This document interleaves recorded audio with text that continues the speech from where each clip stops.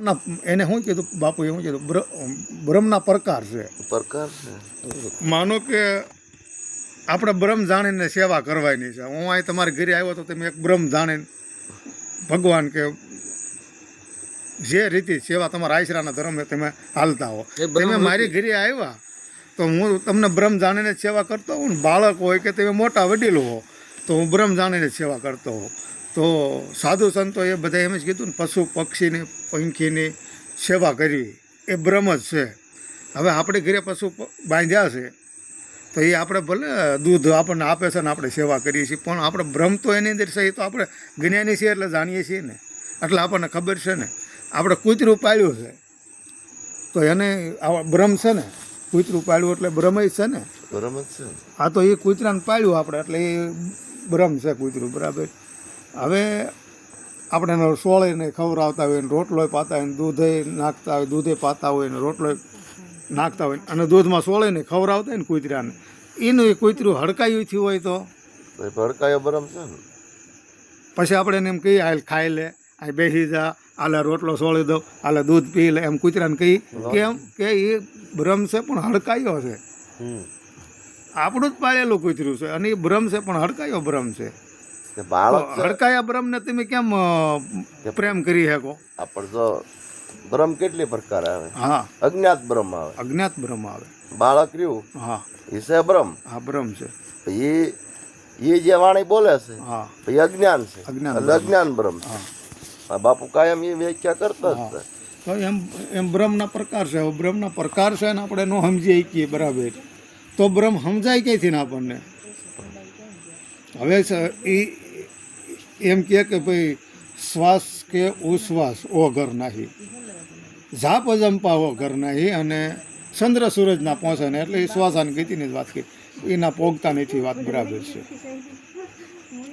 પણ એ કયા સ્ટેજની વાત કરી છે, એ કેવું સ્ટેજ છે? રાજુ બાપુ હું વાત કરતા હતા કે ભાઈ એને છે ને પહેર્યા લુગડે હાલતો થઈ જાય એવી સ્ટેજની સ્થિતિ છે એવી.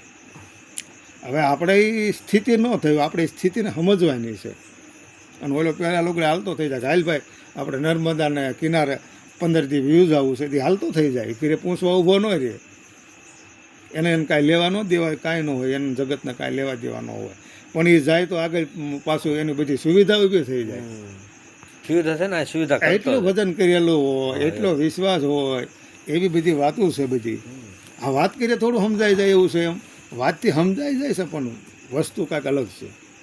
ફરજ મુક્ત આ તો આપણને જીવન સાહેબની વાણીમાંથી શબ્દ જડ્યો જ કહેવાય ને શબ્દ, એની વાણીમાંથી કે ભાઈ શ્વાસ ઉશ્વાસ છે ને એના નથી પોગતું, જાપ અજંપા એના નથી પોગતા. અને એ ઘર છે, એ ઘરે આપણે પોગવાનું. મૂળ તો આપણને વાણીમાં શબ્દ જડ્યો છે ને, એ ઘરે પહોંચ્યા. એ પુરુષની સ્થિતિ કેવી હતી, એ ઘરે પહોંચ્યા. એ મહાપુરુષે કર્યું હું આપણો અનુભવ હું તો વાણીની જ વાત કરું છું ને. આપણે એ સ્થિતિ નથી ને આપણે એ વ્યક્તિ નથી, પણ એ મહાપુરુષે કર્યું હું જરૂર પડીને પરસો પૂર્યો છે, જરૂર પડીને એને કરી બતાવ્યું છે. બધા તમે એક એક મહાપુરુષના ઇતિહાસ તપાસો. કહળસંગ બાપુએ શું કર્યું, એની ઉપર કસોટી આવી અને એને એમ થયું કે ભાઈ હવે મારા કર્યા વગર છૂટક્યો નથી, એટલે એમ ગાન સજીવન કરવું પડે ને. ગા સજીવન થાય ને, આપણે કંઈ ચકલું મરી જાય સજીવન થાય છે? ન થાય ને. કારણ એનું ભજન છે ને આપણું ભજન છે, આપણે વાતું છે એનું ભજન છે. એ ભજન કાંઈક વસ્તુ જુદી છે. આપણે શ્વાસાનું ભજન કરવું જોઈએ, શ્વાસાનું ભજન છે એ બરાબર છે. અને મહાપુરુષોએ જે શ્વાસાનું ભજન કરીને આગળ સ્ટેજ પ્રાપ્ત કર્યું છે એ આખું અલગ છે. કારણ કે કહળસંગ બાપુ એને હારિયા માટો ગયા, પીપળા ને, રાજપીપળા ને, હા રાજપીપળા, અરે રાજપીપળા ને રાજપરા. કહળસંગ બાપુ આંટો ગયા. તે બધા હાલાત થાય ને એટલે હાલાવા બધા શું કર્યું કે ભગત થઈ ગયા છે ને એટલે આપણે શું કરવું છે, મટન રાંધવું છે અને ભગતને ખવડાવી દેવું છે, ખબર ગઈ એમ. એટલે બોલાવ્યા કે ભગત તમે આવજો, હું આંટો મારવાનું બધા તાણ કરીને બોલાવ્યા. એને તારીખ આપી કે હું આ ટાઈમે આ વારને જે આવીશ. તે દી એને શાક બનાવ્યું. હવે બાપુ ગયા ને બધાએ સીતારામ કર્યા ને બેઠા ને વાતું કર્યું ને બાપુ કે તે જમવાનું શું વાર છે? તો કે આ બસ શાક સડે એટલી જ વાર છે કે.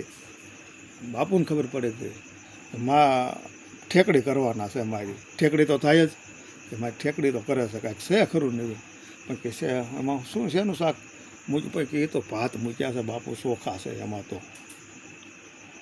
તો ભાત મૂક્યા છે કે હમણાં ભાત સડી જાય એટલે ખાઈ લઈ ગયો, મૂકી દે કે તો સારું ચોખા મૂક્યા હોય સારું લ્યો ગયો. હા તે વાંધો નહીં. ઓલા નથી કહું સડી ગયું છે, જોવા જાવ કે ચોખા હતા. પછી એને બધાને પૈયે પડવું કે ન પડવું? કે હવે અમારી ભૂલ થઈ ગઈ છે, અમે સમજતા ને એમ તમે નથી. એવી જ કેપેસિટી હોય એ વ્યક્તિ કાંઈક કહી શકે. આપણે કેમ કહી શકવું? આપણે કેમ કહેવું કે અહીંયા આ સ્ટેજ અહીંયા છે ને આને આમ કહેવાય, આ ચાર બ્રહ્મ છે, આ ચોથા રામ છે, એ કહી શકે. એ કરી ગયા પછી એની વાહન ઓલાને બધાને પસ્તાવો કેટલો થયો હોય કે આપણે ભૂલ કરી ગયા છીએ એમ. પછી એને તો પગે પડી ગયા હોય, એનો સત્સંગ સાંભળ્યો હોય, પણ સત્સંગ સાંભળ્યો હોય પછી છતાંય એ સ્ટેજે પોગવું તો ગુરુ છે, પણ વાત થાય. હા, અને ઓહમ સોહમનું ભજન થાય શાંતિથી. આ એ ભજન કરવા કલિયુગમાં કેવલ નામ આધારા, જપત જપત નર ઉતરે ભો પારા. તુલસીદાસે લખ્યું છે તો ઘણા વર્ષો થઈ ગયા, રામાયણ છે, તુલસીદાસ થઈ ગયા એને. તો કળિયુગની અંદર કેવલ નામ આધારા છે. બસ આનંદ કરો, સત્સંગ આવડે એટલો સત્સંગ કરો અને પ્રેમ ભાવથી બીજાને સમજાવો કે ભાઈ આવી રીતે ઈશ્વર ભજન કરો. તમે તમારા શ્વાસાનું ભજન કરો, જેટલું થાય એટલું ભજન કરો. કોઈ એમાં આટલું બધું અહંકાર અભિમાન કરવાની જરૂર શું છે કે હું તમને કહું છું તમે ભોળા નથી? એ તો કાઢવાનું છે. હા, કે તમે ભાઈ ભજનની વાત કરો છો. ભાઈ પ્રશ્ન પૂછ્યો મને, મેં કે ભાઈ અમે શ્વાસાનું ભજન કરીએ છીએ ભાઈ, એથી કાંઈ અમારું બીજું છે ને? તો કે શ્વાસાનું ભજન થાય જ નહીં, ભજન તો શ્વાસાથી પર છે. એ વાતને અમે સમજીએ છીએ કે શ્વાસાથી પર છે એમ. પણ એ મહાપુરુષોએ કીધું છે, જેને શ્વાસને રોકી દીધો છે, જે બ્રહ્માંડમાં વ્યાઈ ગયા છે, જેને એ કહી શકે. આપણે લક્ષ કહેવાય, ભજન એને કહેવાય જ નહીં. હાલી નીકળ્યા છે બધા. પણ વાત એમ જ છે, વાત કરો છો. હાલો ભજન ભજન ક્યાંથી પર આવે? હા, વાત આપણે સાંભળવી છે. ભજન ક્યાંથી પર આવે? ભજન જ્યારે તમારી સુવાસાની ગતિ ઊભી રહી ગઈ, હા, ઊભી રહી ગઈ, ત્યારે તમે સમાધિ લક્ષમાં છો.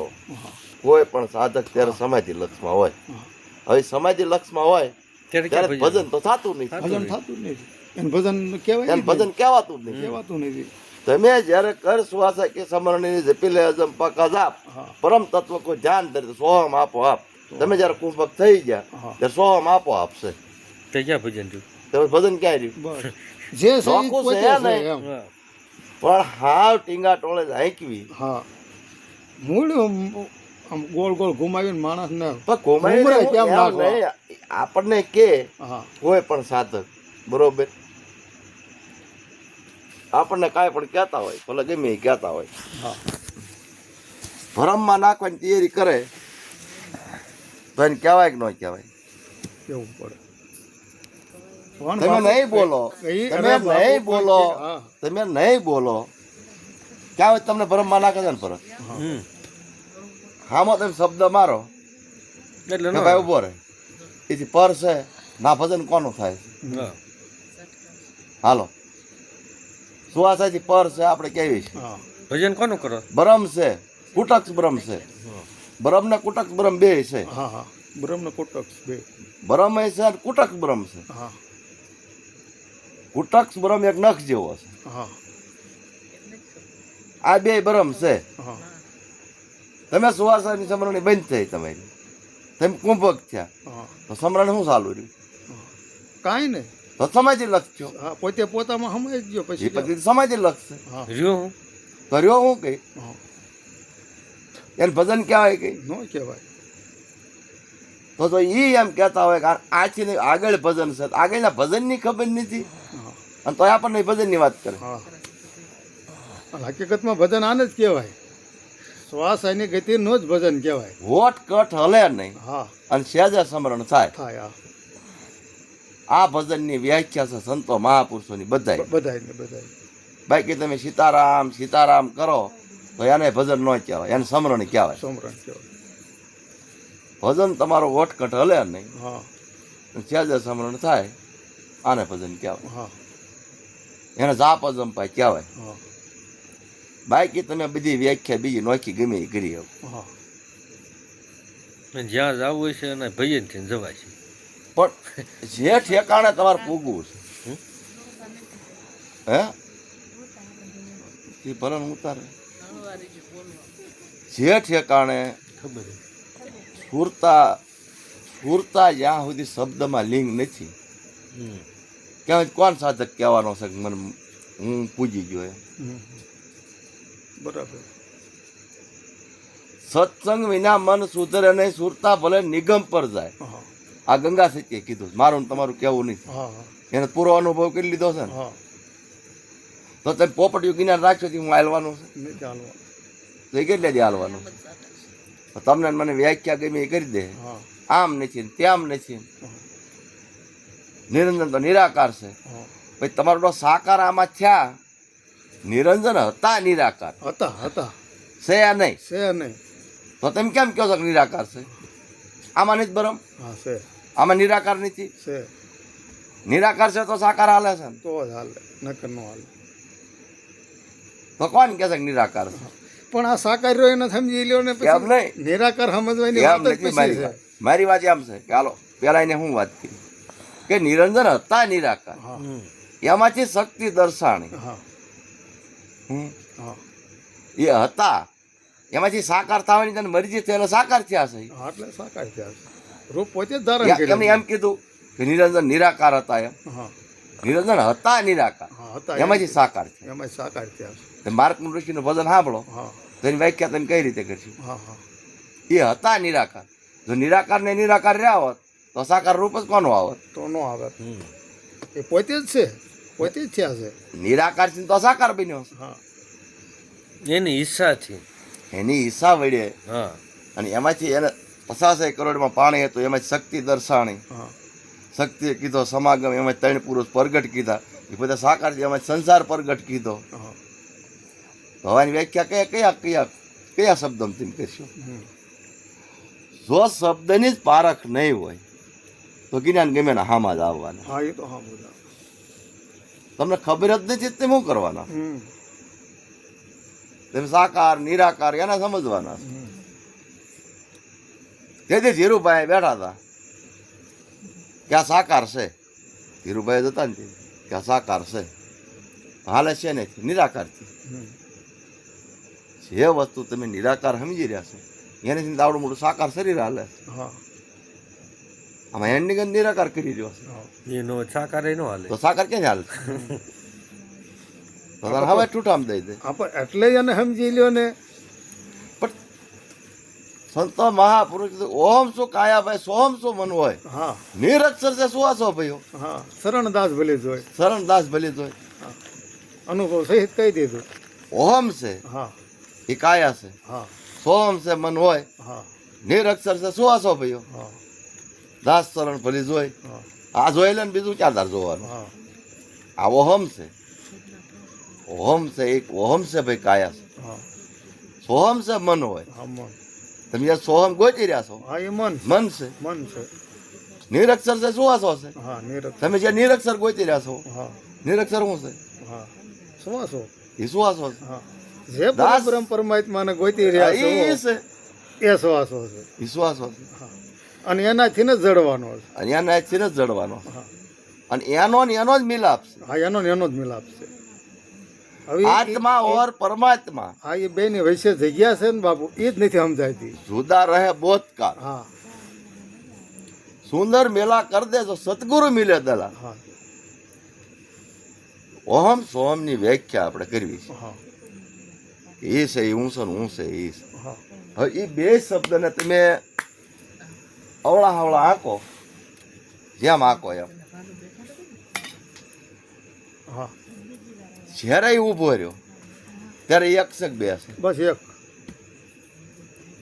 બેમાંથી એક જ્યારે જ કરવાનો. તમારું નાભી કમળ છે, હા નાભી કમળની અંદર એને વાસો કર્યો. હા વાસો તો એના ઘણા ઠેકાણા છે.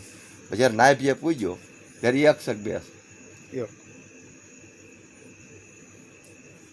જે સંતોએ કુંભક કરી દીધો હશે હા એને સમરણ નો કહેવાય, એને ભજન નો કહેવાય, હા એમ તો એને સમાધિ લખ કહેવાય. સમાધિ ગયો સ્થિતિ ગયો કે એને સમાધિ સ્થિતિ ગયો કે જે કાંઈ કે કહેવાય, બ્રહ્મ પરમાત્મા ગયો. જે કહેવાય. હા એ જ્યારે એ વ્યક્તિ જ્યારે કુંભક કોઈએ પણ કર્યો હોય ત્યારે એનો દેહ બાદ થઈ ગયો. હા એ નીરમાં નીર ભળાઈ ગયું કહેવાય. હા એમ. આની વ્યાખ્યા આમ છે. પછી આ જગત આખું ગમે એમ ફોલા મારે. હા તમને સંતોએ મહાપુરુષોએ શબ્દ બે નોખા આપ્યા, હા એને તમે બેને હાંકો, હા પણ એ જ્યારે એના ઠેકાણા જાય ને ત્યારે એ ના જ ઊભો રહે છે. હા ત્યારે ઓમ સોમ એક નથી રહેતા, એક નથી, એક જ થાય છે. એક જ થાય છે. એક જ થાય છે. લ્યો જેને તમે વ્યાખ્યા કરતા હોય એની. હા પણ એમાં એમ છે ને કે ભજન જ નથી કર્યું બાપુ, ખાલી વાત જ કરી છે. ભજન કર્યું જ નથી તો અનુભવ ક્યાંથી હોય? પણ વાત કરે કેમ વડાની પછી હા ભજન કર્યું જ નહીં. જે વ્યક્તિને તમે પૂછો હામાં રહીને કે આ હાલે છે કે એ એને ખબર નથી તો તમને શું સુવાસે ને ગીતીનું કહીશ. હા હા એવું જ મેં ઘણા પૂછેલું. જ્યાં હાલે છે બોલ્યો ક્યાંથી સવાસો? પેલવાઈનો મેવર હે હા અને મીંદડીના ટોપા ફૂલે એમ ગીને એની ફૂટે નીકળ્યા છે. હા તમે કેટલાકને જવાબ દેશો? હા એમ છે.